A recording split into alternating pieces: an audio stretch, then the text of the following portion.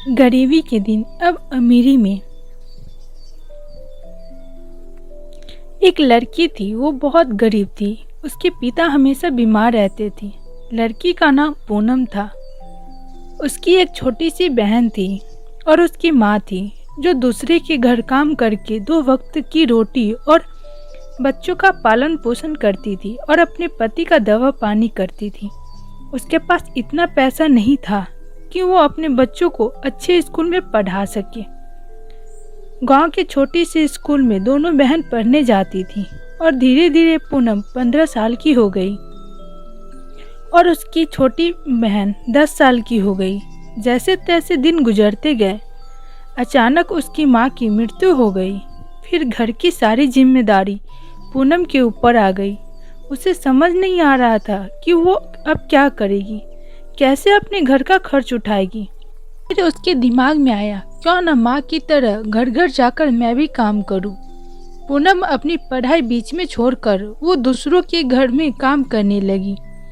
एक दिन उसकी छोटी बहन स्कूल में किसी को पिज्जा और बर्गर खाते देखी।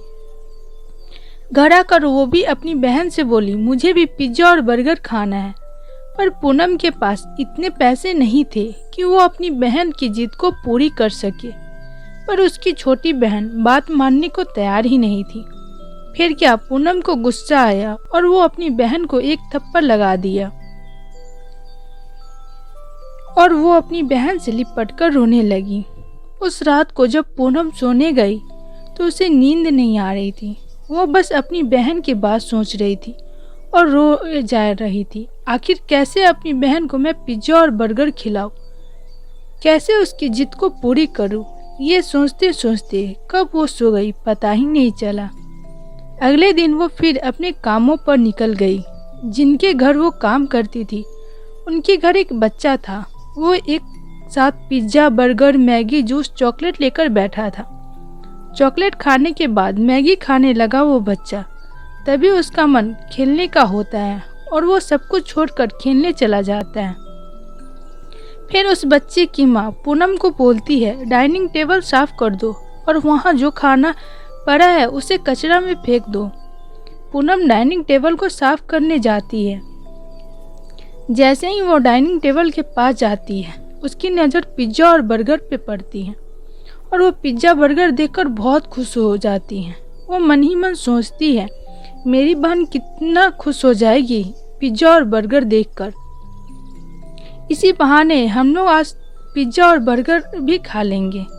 आज से पहले सिर्फ पिज्जा और बर्गर को देखा ही था। आज खाने के बाद पता चल जाएगा इसका टेस्ट कैसा होता है। पूनम ये सोचते हुए पिज्जा और बर्गर को अपने दुपट्टे में बांध लिया और फिर कामों में लग गई। तभी उसकी मालकिन यानी उस बच्चे की माँ की नज़र उसके दुपट्टे पर पड़ी और उसने पूछा, इनमें क्या चुराई हो।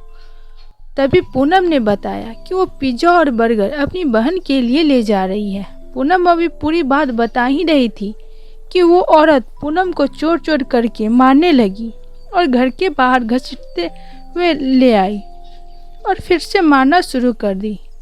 तभी आस पड़ोस के लोग चारों तरफ से आ गए। सभी लोगों के पूछने पर पूनम की मालकिन ने कहा, ये चोरनी है, मेरे घर से चोरी करके भाग रही थी, तभी मैंने इसे पकड़ लिया। आसपास के लोग भी पूनम को चोर समझ लिए और सभी मिलकर मारने लगे। तभी पूनम बेहोश हो गई। पूनम को बेहोश देखकर सभी वहां से भाग गए। कुछ देर बाद पूनम को होश आया तो वो मालकिन के घर के सामने रोड पर पड़ी थी। पूनम सोची, वह इस माह में जितने दिनों काम की है उसका पैसा वो मालकिन से ले ले। पूनम की मालकिन उसे 1 रुपया भी नहीं देती है और उससे वहां से भगाते हुए बोली, भिखारन कहीं कि तुम्हारी औकात नहीं है कि तुम पिज्जा या बर्गर खा सको। कल से मेरे घर के आसपास गलती से भी मत दिखना। पूनम बहुत रोई, बहुत गिड़गिड़ाई, लेकिन उसकी मालकिन फुट्टी कौड़ी भी नहीं दी। रोते रोते पूनम घर गई।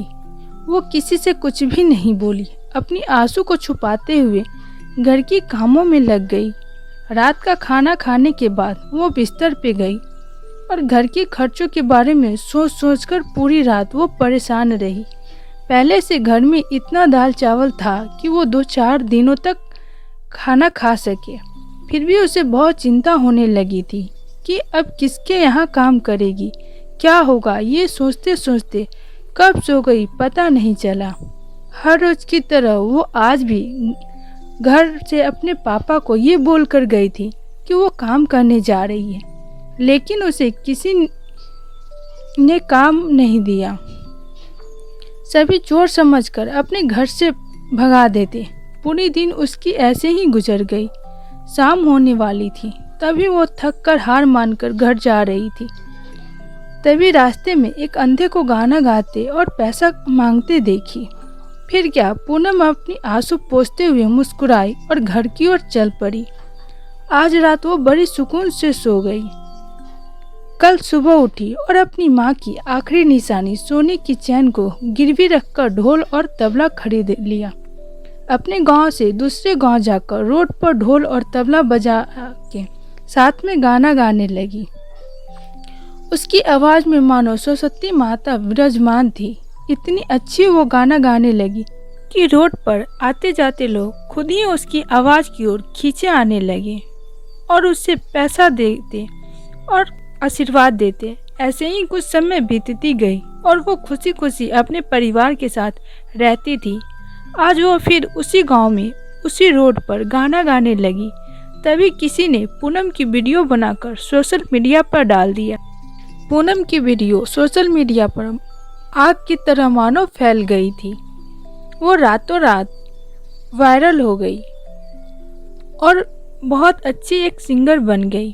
फिर क्या, उसकी जीवन ही बदल गई। पूनम एक दिन अपनी बहन और पापा के साथ एक बड़े से रेस्टोरेंट में गई। वो वहाँ अपनी फैमिली के साथ पिज्ज़ा और बर्गर खा ही रही थी। तभी उसके कानों में एक आवाज़ सुनाई देती है। जब वो पीछे मुड़कर देखी तो एक औरत थी। उसके साथ 8 से 9 साल का एक लड़का था।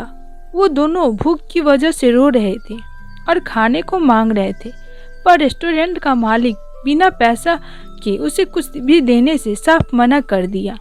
ये देखकर पूनम उस रेस्टोरेंट के मालिक को बोली, इन लोगों को जो खाना है इनकी पसंद का खाना भरपेट खिलाओ, पैसा मैं दूंगी।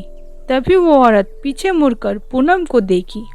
तभी पूनम ने भी उस औरत को देखा तो वो दोनों एक दूसरे को देखते ही रह गए। वो वही औरत थी जो कभी पूनम की मालकिन हुआ करती थी।